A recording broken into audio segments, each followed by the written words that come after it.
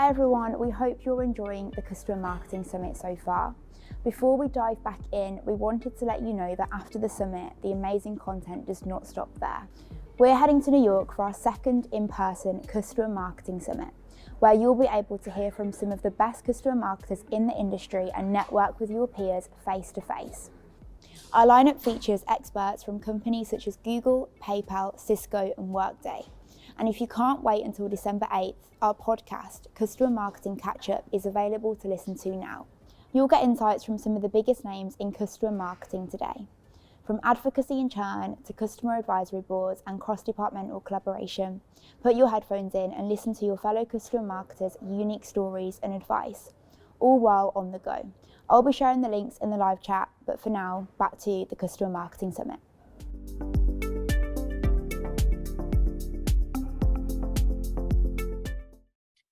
All right. Hi, everyone, and welcome to the Customer Marketing Summit. We are so excited about our panel today, which is all about unlocking the power of storytelling. And so in this session, what you can expect is to hear from our expert and our wise panelists all about the art of storytelling and how you can really work to build your brand through customer stories. My name is Liz Greer. I will be your moderator today. I am a customer marketing manager at Salesforce based in Indianapolis, Indiana. Go Hoosiers. And I lead a team at Salesforce responsible for leading joint marketing relationships with our customers and delivering customer stories that wow our audience across all of our channels and platforms. So everything from events, films, digital content, social, and so much more. Awesome. Hi, everyone. My name is Kevin Lau, and I'm the Senior Director of Customer Advocacy and Experiential Marketing at F5. Previously, I spent the past 5.5 years at Adobe and Marketo, so I'll definitely be talking about some of those experiences from both those organizations. Hi, everybody. I'm happy to be here today. I'm Eileen Lin, and I'm a lifelong practitioner in the customer experience and advocacy space, and I've got a wide breadth of practical experience. Began my career in market research and then expanded my role to other programs that drive customer engagement and advocacy, such as advisory boards, regional user groups, online communities, and content marketing. So I'm currently in California in the Bay Area, and I'm a director of customer marketing and manage a team of 3 for ICE Mortgage Technology. And just to explain who we are in simplistic terms, we're a mortgage tech firm that creates softwares for banks, credit unions, and mortgage brokers to automate the residential mortgage loan manufacturing process. And so we're focused on the entire business. And so we focus on crafting all of the customer-facing wordy bits that we might want to use in things like emails and blogs and videos, social media, paid ads, thought leadership articles, webinars, podcasts, you name it, we're writing it.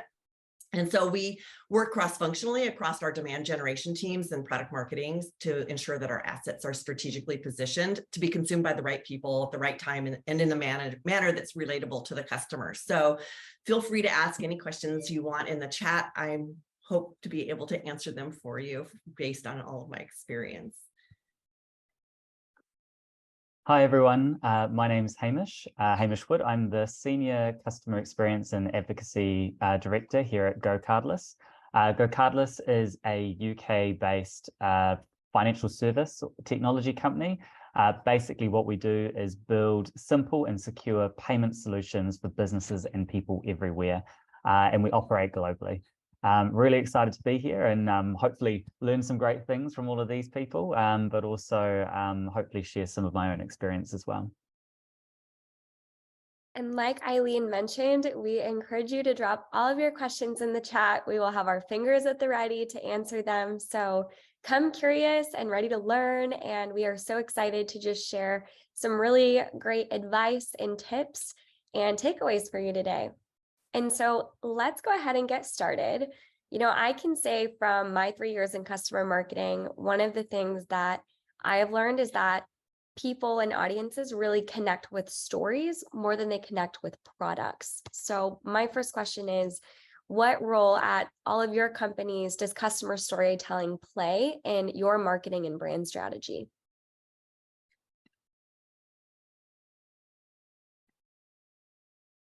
Well, I'll jump right in. I agree with Liz. We've learned over the years that our customers want to hear about from their peers about their results. They don't really want to hear it from us. And that's probably the key driver for us to seek out and share customer stories. But we also feel there's some other compelling reasons for taking a storytelling approach. One of the things in our industry, it's built on relationships. And so it's a lot easier to tell stories about relationships and brings in that heart and that connection versus just a plain white paper. And we also like to take a thought leadership role as well. So a customer story can really evolve into allowing us to sort of take a broader approach and talk about our marketing and our brand strategy from that standpoint. So those are other two things that maybe you don't think about when you're thinking what a benefit of a storytelling approach could be for you. Kevin or Hamish, what do you all think? So I can go really quick. I think storytelling is sort of like the central piece that connects everything together. It's sort of like the connective tissue between the customer, even some of the partner relationships, as well as your overall organization. And I think it drives clarity around sort of like the key themes, the key initiatives, so that you have more of an integrated marketing approach to, how do you, go to market, year over year. From some of my experiences just working at Adobe, we always had sort of like anchor themes that we focused on, and we boiled up sort of like the customer story pieces to kind of help to amplify, what we're doing, whether it was a product release, some type of announcement. We also try to think about how do we humanize the brand a little bit better. And so getting sort of like the actual stories from, our users and how they use our technology or products. We also had approached it from different angles where it wasn't just about, trying to describe sort of a solution or a use case, but also kind of helping to solve like social good and different types of initiatives that way too. I would echo what everyone else said in terms of the importance of customer storytelling in the marketing and brand strategy. At GoCardless, we've actually just gone through a rebrand. We've done that based on kind of 3 brand attributes: bold, direct, and consciously different. And storytelling will play such a critical role in how each of that comes to life and how we tell the GoCardless story, our customer's story, and the wider story of how our business thinks about social and environmental responsibility as well. So all really critical components of our overall brand. So basically, we're really excited about the opportunity of all of our customer stories and our customers getting to participate in building our brand, but also helping prospects see how we can help solve their problems through customers telling their story about how they've achieved their outcomes. So storytelling is super, super important, and layering in those different layers of storytelling is going to be a really important aspect for us. Definitely. I'm sorry, Liz. No, go ahead, Eileen. Well, what I was going to mention is we too went through an acquisition, which caused us to have a rebrand. It was about 2 years ago. And the benefit for storytelling was it allowed us to keep the connection between our old selves and broadening it to our new selves, to the bigger entity, because we were telling stories as our other entity, we were able to still do that, wrap in, and then again, as Kevin said, humanize the brand more. And so there's the benefit for that as well. And I think it also, as I think Hamish alluded to, storytelling allows you to go broader than just a problem, solution, result storyline. I think storytelling gives you a lot more creative flexibility on how you share your customers' successes and position it in the marketplace as well. So it's more than a case study kind of flow, which is a fun part about the customer storytelling process. I agree. And I think when customer storytelling is done right and you build these authentic relationships with your customers, their influential voices almost serve as like an extension of your marketing and your sales teams. Because I know at Salesforce, when we talk to prospects and customers, we really work to speak their language. And so rather than lead with CRM and our technology and customer 360, we want them to hear about our successes with customers from those customers. And I absolutely love this statistic from BigCommerce. It's one of my favorites about how customer stories are 22 times more memorable than facts and figures alone. They really like bring those facts and figures to life and the ROI that can be achieved. And, as I was listening to all of you speak, I was starting to think, the vision of marketing leadership is so important, but I think something I found really incredibly valuable at Salesforce is our CEO is like a marketer. So I wanted to ask you all, like, the importance of what you think of having buy-in at the leadership level is from executives other than just your marketing leadership is in, customer storytelling and shaping your strategy. Yeah, I personally think it's absolutely critical. And we've been really lucky at GoCardless. There's been a true belief in the value of customer storytelling and the importance that it brings to the business, and the opportunity that it has to help us accelerate our growth. And so, I know that's not true in other organizations, and it can feel like an uphill battle for many. So I feel very, very privileged to work for a business that truly understands it and has buy-in across our entire leadership team, and also in some of the most critical parts of the organization, particularly sales and marketing, and our customer success teams really believe in it as well. So yeah, but it's critical to have that buy-in. Yeah, I agree. I'm very fortunate that the industry I'm in, the mortgage industry, is very small and it's built on relationships.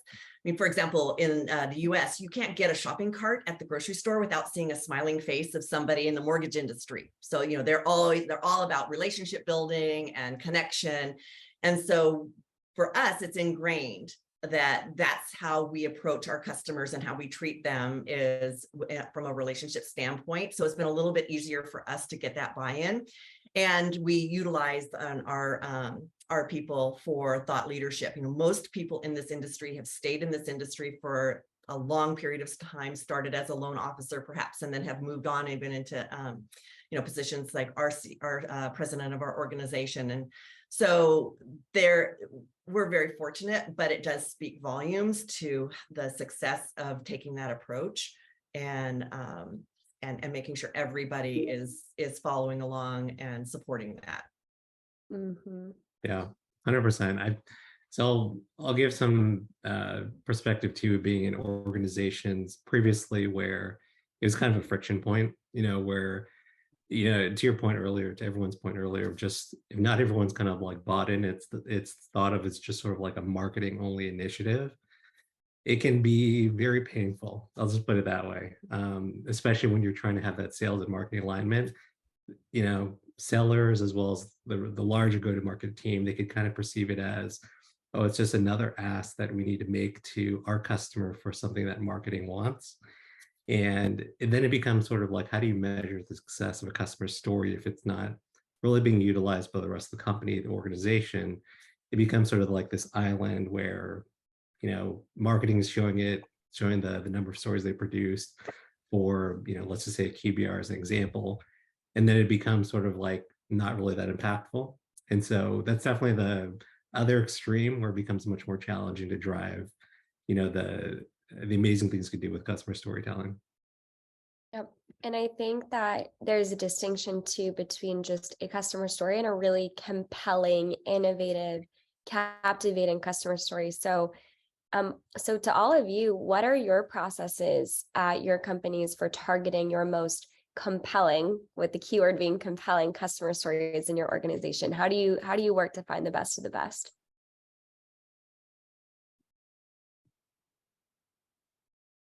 I will say some of it starts and ends a little bit with using your company Salesforce and building out reports and lists and stuff like that to begin with, for sure.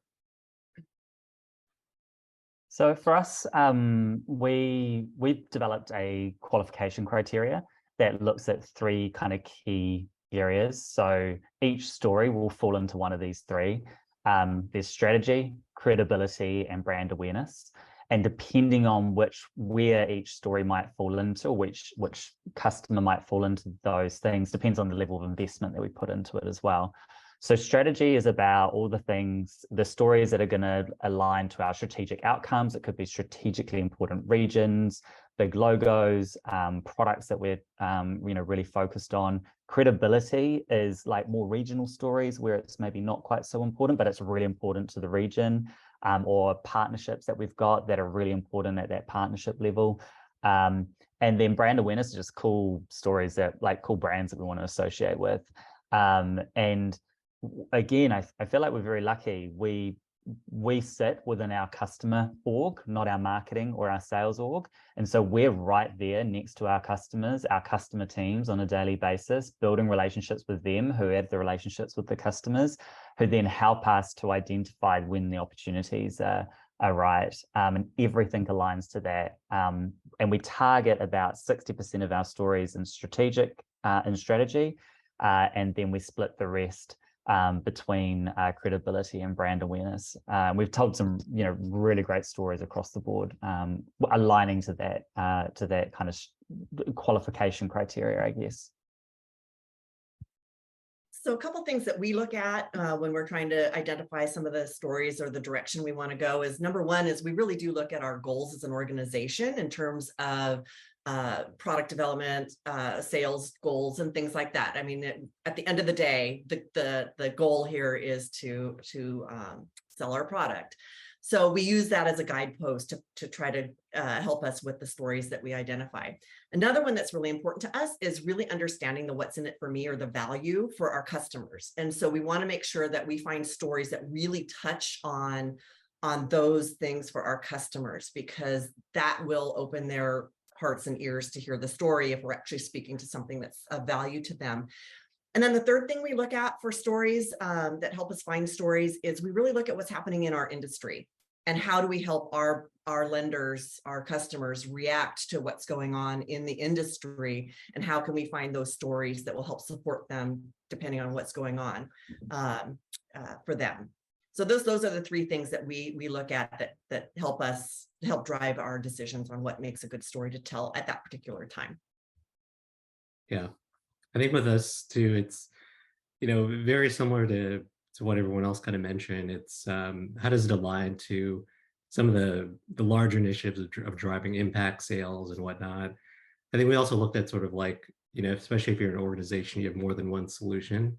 How do you tell sort of like, joint stories or initiatives that touch on, multi-cloud, multi-solution, users to kind of bubble up, key themes and ideas. I think that's a big one too. And also we've kind of approached sort of like we call it sort of like showcase customers, where, you take sort of the key ingredients around like brand storytelling, social good, multi-cloud solution stories. And then you look at sort of like, how do you engage customers at key moments that matter?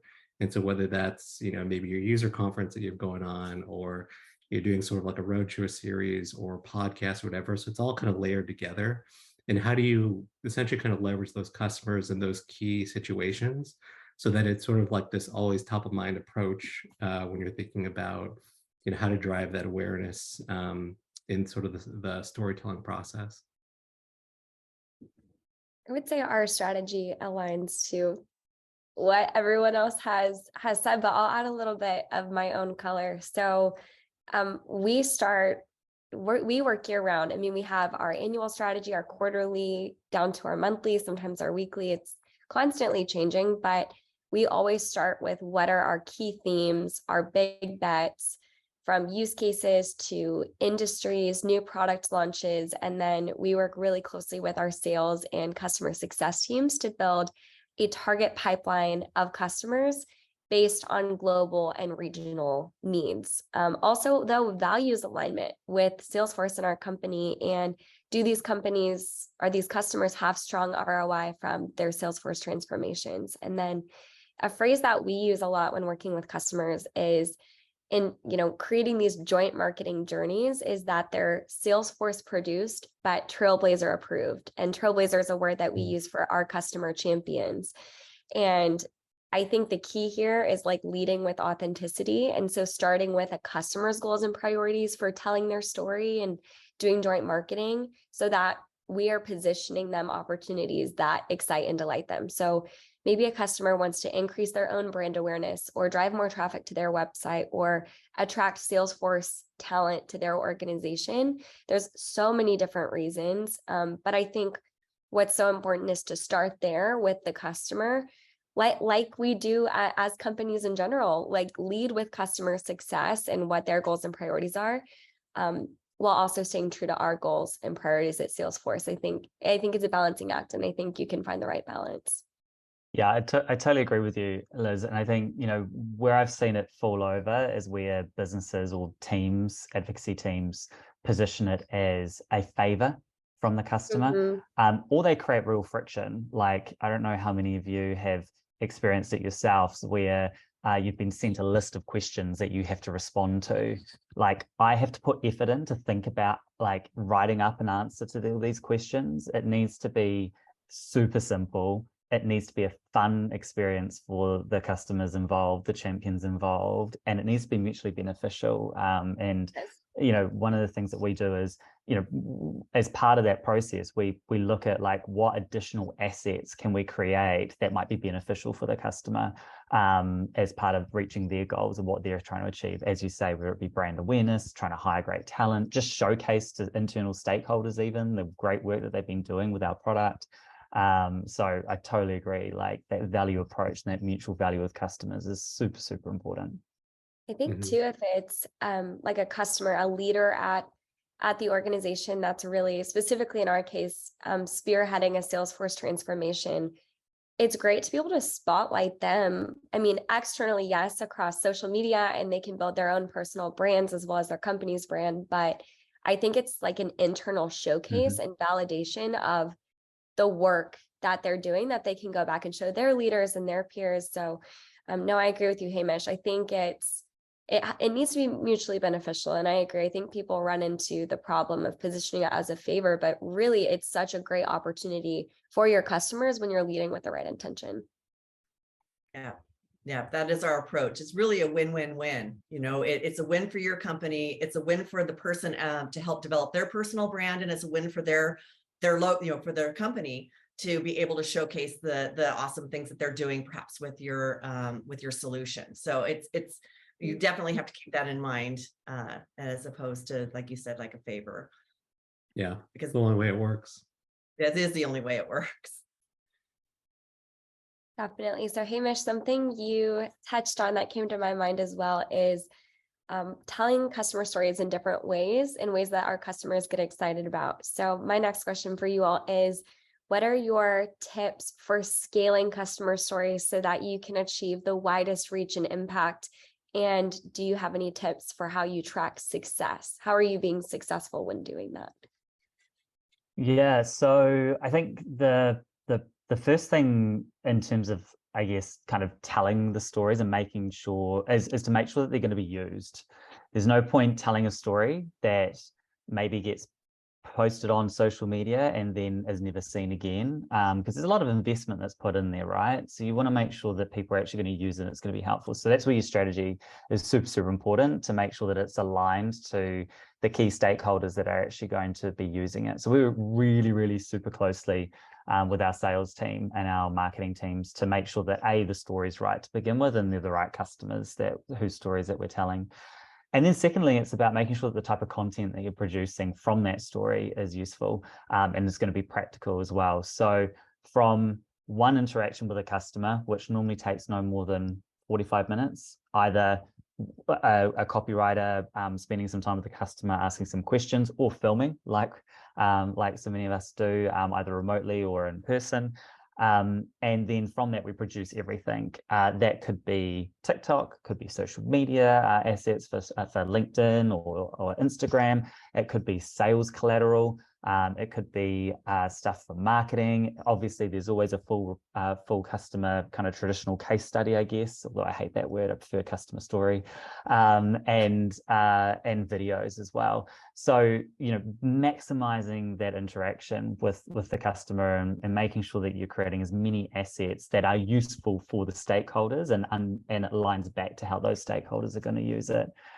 In terms of kind of how we demonstrate ROI or make sure that we're having the impact, we measure ourselves through 2 key metrics, and they're both outcome metrics. The first is brand awareness, and the second is influenced revenue. So brand awareness is actually how many views do we get on our customer story website, and that is the accumulation of all the activities that happen around it. That's just the landing point. It's all of the activities that happen around it that actually influence that outcome and whether that metric moves or not. If we're not hitting the right dial, marketing aren't going to use it. They're not going to send customers or prospects to that page. So we know that we're not getting it right. So we need to make sure the content is driving the right outcomes. And then influenced revenue is looking at, in a very meaningful way, we use a lot of tools such as Gong and interacting with our sales teams to review their sales cycle, to make sure that we're having a meaningful impact during that sale. It's not just sending a link and saying, hey, here's a story, check it out. It's actually talking about that story in a meaningful way during the sales process and helping it being used as a sales tactic. And what we're actually finding is we're being asked to come into some sales calls to actually help close deals by using advocacy as a sales tool. So we're helping the business close deals by saying to them, you can do a story with us, which people love, which is awesome. So really meaningful interaction, as opposed to what we sometimes see, which is just the number of stories. I would rather personally produce one story that's used 1,000 times than 100 stories that are used once. That is a waste of time and energy. Just because we're bored of it doesn't mean that the customers are, and that all the prospects are, and that it's working. So it's really about those outcome metrics that we really focus on. Mm-hmm. It's funny, Hamish, as you were, speaking about the amplification of a story, and rather having one really incredible story than just 100 stories that are fine. We're in Q4 right now at Salesforce, so we're doing a lot of strategy and planning for this upcoming year. And a phrase we keep using that I keep telling my team I'm going to get sweatbands made of, are sweat the assets. Totally. Get the most juice out of that marketing squeeze as you can with every single piece of content that we produce. So we've been trying to get more rigorous around a content calendar and creating more consistency and operational rigor in our processes. So I couldn't agree with you more there. Kevin, Eileen, what about you all? Well, Go ahead. You want to go ahead first, Kevin? No, go ahead. All right. So one of the things that we do to start off with, and this speaks to Hamish's concerns too about 100 things versus one thing done well, is we work. We'll get with our demand generation team and our product marketing team first before we start launching anything, and make sure that we build out a plan on what we're trying to accomplish, what we want to create, what does success look like. And some of that success looks like depends on what the goal is, whether it is to drive demo requests, whether it's just a thought leadership play and it's just a brand awareness. And then we'll just use the traditional vehicles for gathering metrics. But we really feel very strongly that the first approach is to actually have a thoughtful approach before you run out and start creating things. And then we do the same thing. I'm going to totally steal your sweat the assets moniker, because we will use and reuse an asset in multiple ways. So we'll take a longer form video on our website, we'll chop it down to a good sound bite and use on social media. We might point to the video from an email. We would create a blog from the material that's shared on the video. If it's a person who's on the testimonial video, we might then invite them to join us on a panel or a webinar or a podcast to expand on their story. And we're fortunate enough to have in-product ads available to us. So we would, blow it out there too. So we try to put it in all different channels, all different times. And that's one way that we scale our story. Another way is we build out customer story pages. So ideally it would have a video of the customer, and then we would surround it with other assets like blogs or case studies or compelling result statistic, things like that. So it's a one-stop where you can go and really see the story and see how it expands. And then the other thing is we do is a couple like more third-party kind of opportunities to scale your stories. So for example, we've partnered with third-party who do podcasts and webinars and created a 6-episode series on women in the mortgage industry. And so it allowed us to use somebody else's time and effort, and we just had to supply the content and the people. And so we brought the people together, but we didn't have to actually do it. So it was another way to scale the stories, because then the third party is also promoting our stories as well as us promoting the stories. And then sometimes you get lucky and you can get creative and capitalize on things like we just had a National Mortgage Industry Professional Month. And so we were able to blow that out the entire month and be able to celebrate our customers. And we had interactive social media activities and we shared quotes on why our customers love being in this industry and what it means to help people achieve their dreams of home ownership. And so again, it was an opportunity for us to take something that was out in the wild, and then that was amplified by other people where we didn't have to do as much work around it, but yet our story and amplifying our customers was a lot easier. So sometimes you get lucky. Yeah, I love this question. I agree with everyone. I think it goes back to sort of like, how do you create standards and predictable and repeatable processes so that you sort of build this flywheel around how do you just get, one story, and then how do you start to repeat that process so that it starts to scale and it drives sort of the volume that you need. Of course, with obviously hitting all the marks as far as what you need from a story asset. I think the other thing that was super helpful for us is we thought about gathering consistent feedback from stakeholders internally. So that helped us kind of evolve our process from a traditional case study, which I think has been around for 20 plus years at this point, the very, specific, the story, the metrics, you can put it down in terms of a one pager, but I think it kind of helped us kind of evolve into more of a customer story where it became sort of a living, example of what the real outcomes were for both the company and the customer to show sort of that value. And that helped us to kind of think about how do we then scale it to some of the regions and standardize, what is the process, and even how do we have standards around just how the tone of voice, the writing is developed, and all those other things. The little pieces that sometimes we often forget and we just kind of leave it to chance, and you end up getting back an asset from a certain region, and sometimes it's a complete, I don't want to say like a waste of time, but you get something that is just not to the same level as what you'd expect if you kind of brought it in within your own organization. So those are some of the things I kind of think about. One of the other Oh, go ahead, Eileen. I was going to say one other pitfall that could potentially happen within your own organization or your team is sort of that checkbox mentality where, where we have been trying to evolve from is where we used to have the idea that it came from our product marketers mostly, where they said, okay, we're going to do one case study, one infographic, one blog, 17 emails, a month-long social media campaign, when maybe that particular thing didn't need that. And so what ends up happening is, like Kevin said, you end up with an asset that maybe just doesn't hit because what they've done is they've just said, I'm going to put in a ticket and we're going to do all of these things. and you might not get a great final product with that approach.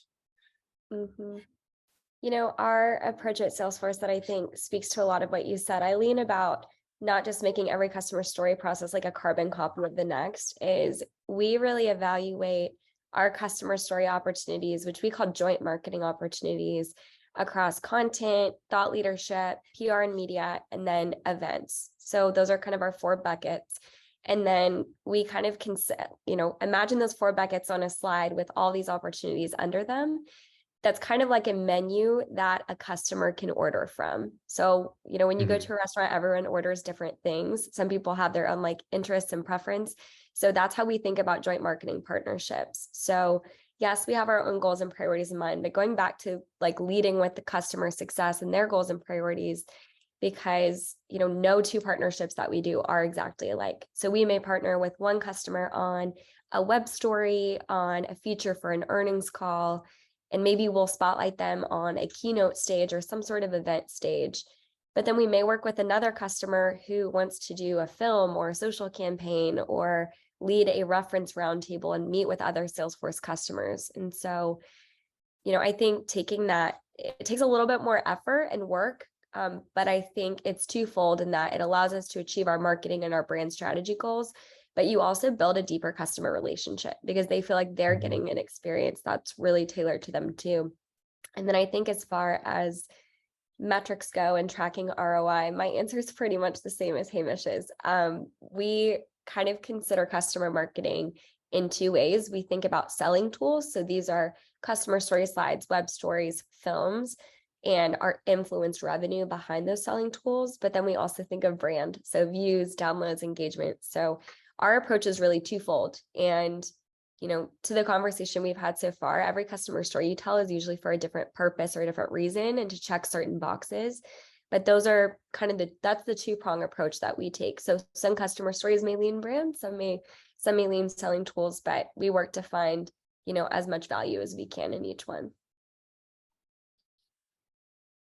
Okay, let's continue. So we have a great audience here who has been listening to all of this insight and wisdom. And, so many companies, I think, are starting to invest more heavily in customer stories and customer marketing, especially as part of their brand strategy. And, but not everyone yet. A lot of companies are still just getting started. And, something I noticed on LinkedIn earlier this year, a few months ago, I'll have to find the exact article, but LinkedIn shared that I think customer marketing manager, I think, is the third highest role being hired for right now, like in the US across all of LinkedIn. They worded it a lot better than I just did, but it's an extremely desirable role to companies. People are wanting to start their own customer marketing and advocacy and customer stories programs. So for all of you, what advice would you give to someone, a leader or a company who wants to build a customer stories program from the ground up? Where should they start?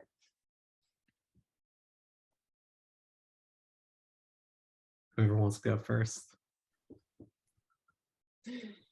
Well, I'll just take a practical approach. So you've got a couple of we've talked about the value of stories and, what you should be looking for, but, first you've got to find the customers. So how do you find the people who are willing to share their stories and collaborate with you? So there's a couple avenues. The easiest and most accessible would be your internal resources. So your account and client relationship managers, your customer success teams, they're going to be able to tell you, who might be appropriate to talk to.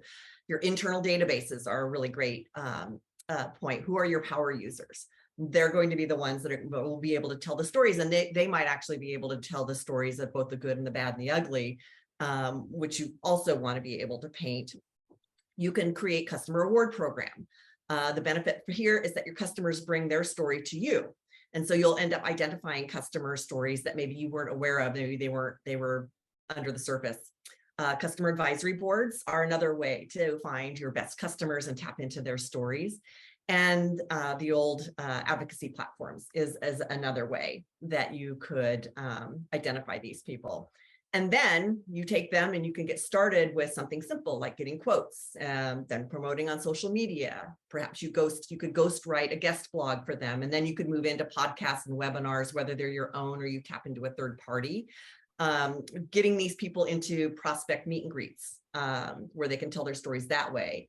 Then the testimonial videos, then give them user conference speaking opportunities, put them into paid advertising. I mean, that's kind of how you start, your training wheels, and then you move on to some of the bigger avenues to share those stories.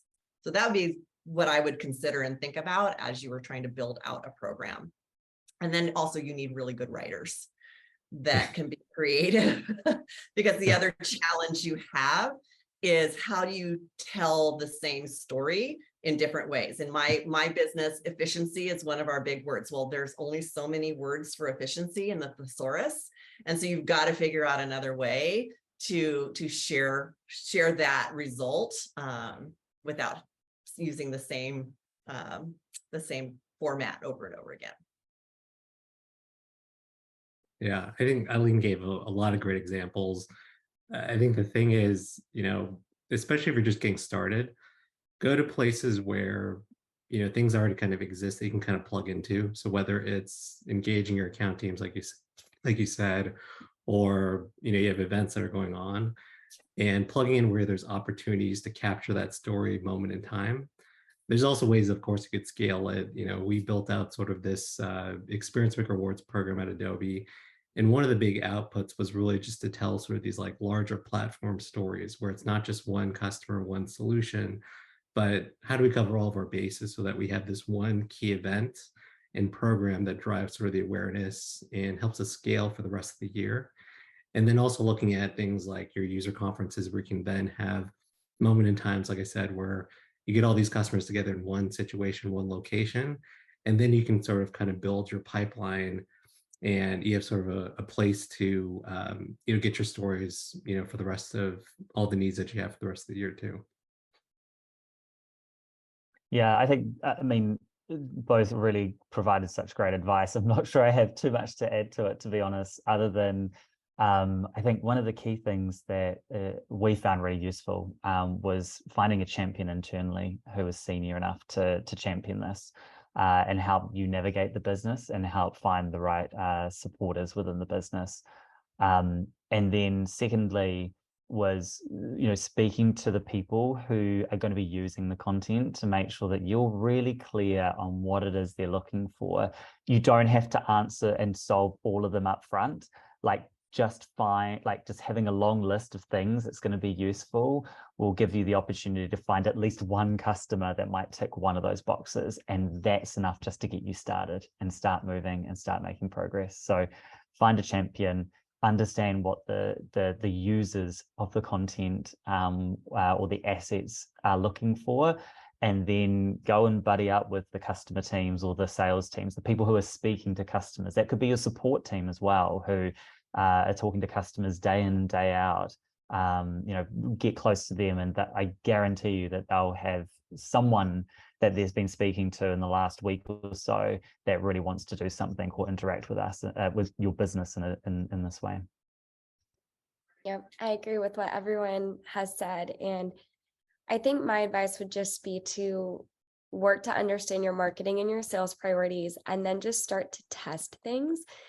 You don't have to reinvent the wheel. There are summits like this for a reason. There is a network of customer marketers and advocacy members and people working in customer experience all across LinkedIn. Don't feel like you have to start alone or start from scratch, because there are resources that exist on the internet for free and people who are willing to educate you and skill you up. And, I think once you start testing things and figuring out what works, just trying to get some quick wins that you can prove, the validation of the program you want to start or the team you want to start. And also just to give yourself a little boost of encouragement that, you're headed the right direction. But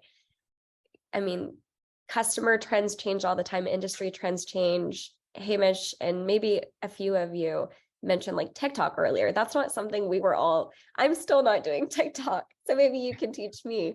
But so much is constantly changing and evolving. And I think, even some of our most established marketing programs, we're still learning and testing and evolving too. So I think it's just getting started, but realizing you're not alone and take advantage of the resources, that are out there.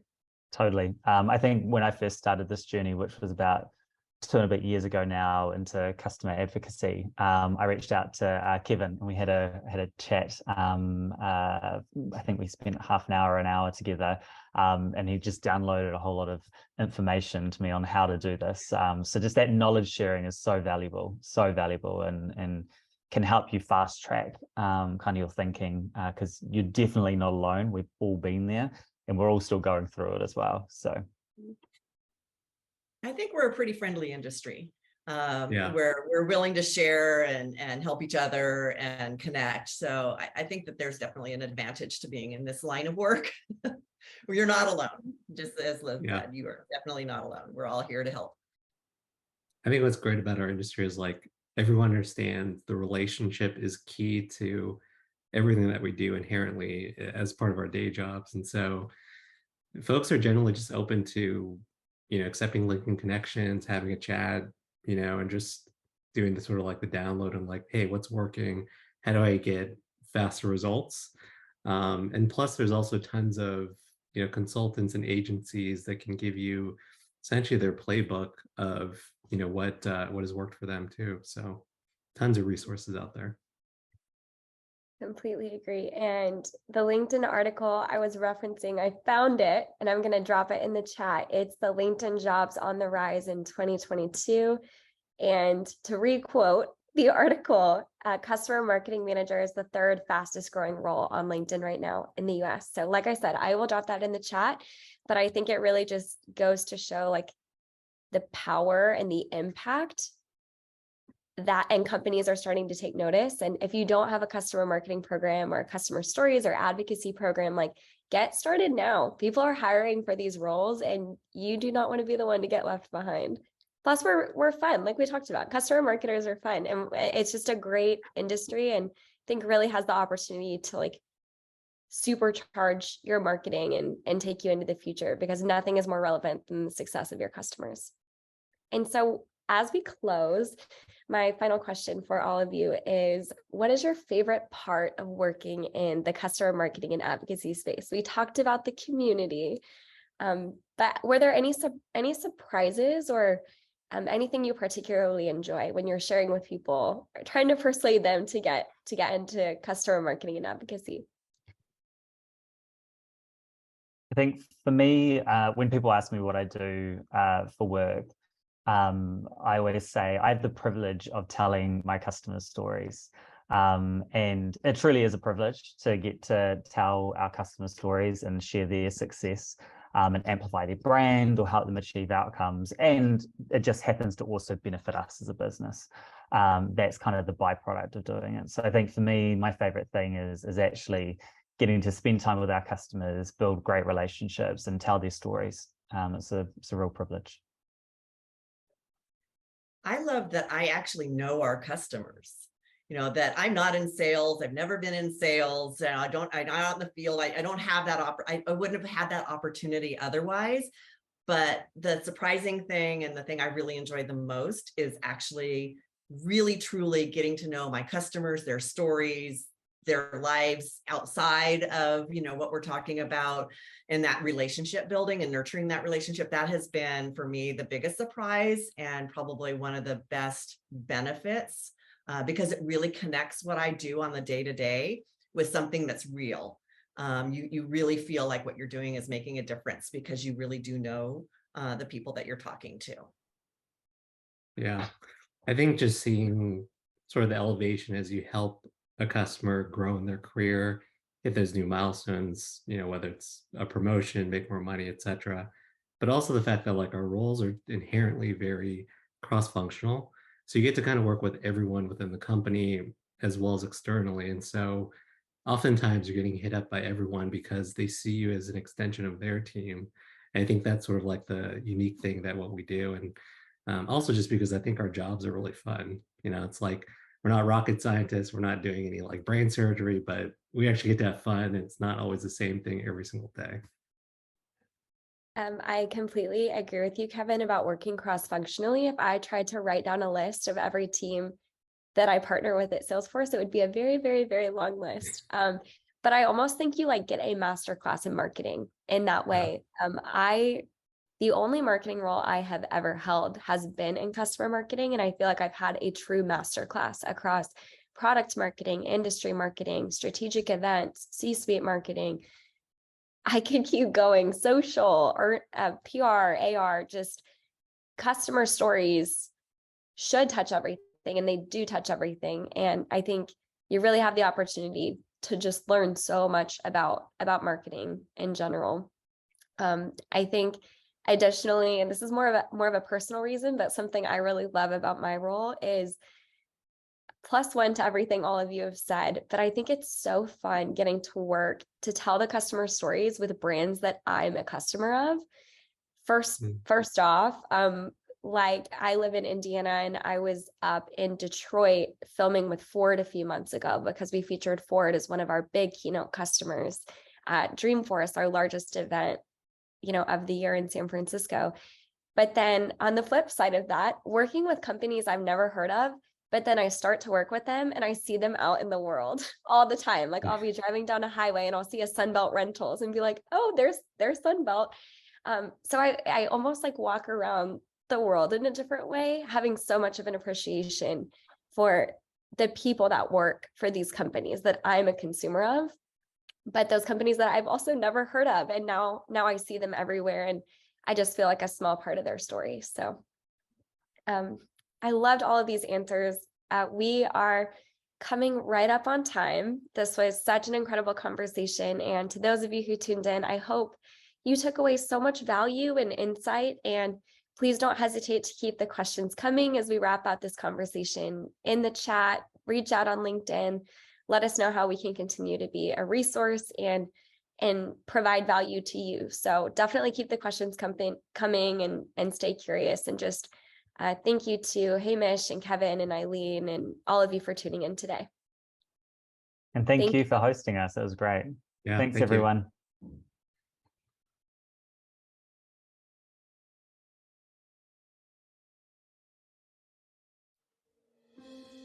Hi, everyone. I'm Kevin Lau, Senior Director of Customer Advocacy at F5. Now, with the global pandemic and news of impending recession, companies have now renewed their focus on customer attention. And now, as a customer marketer, wouldn't it be nice if you had the exact playbook and guide to follow on the specific action steps that you could take to drive real value for your customers? Well, I'm excited to share that I'll be launching a Customer Advocacy Master's course to learn how to create a game-changing customer experiences that actually do drive business growth in your own career momentum. We'll delve into the fundamentals, and we'll even talk about the strategy as we take a step-by-step approach to building a customer advocacy program from the ground up. Be sure to be on the lookout for more information throughout today's event on how you can get started. Talk to you soon. Take care. Bye.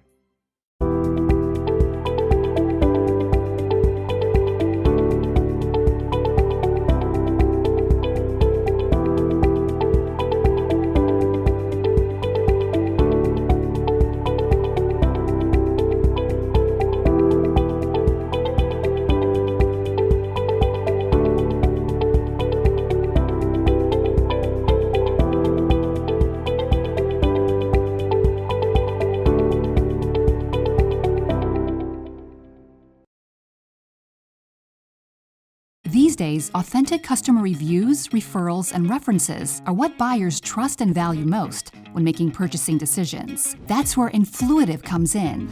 We're the advocacy, community, and engagement platform of choice for the world's most customer-obsessed brands, including Adobe, Cisco, IBM, and Mountain Dew. Our advanced targeting, personalization, gamification, and rewards drive extreme engagement and customer growth at scale. Let Influitive help you turn your customers into loyal advocates and grow your business.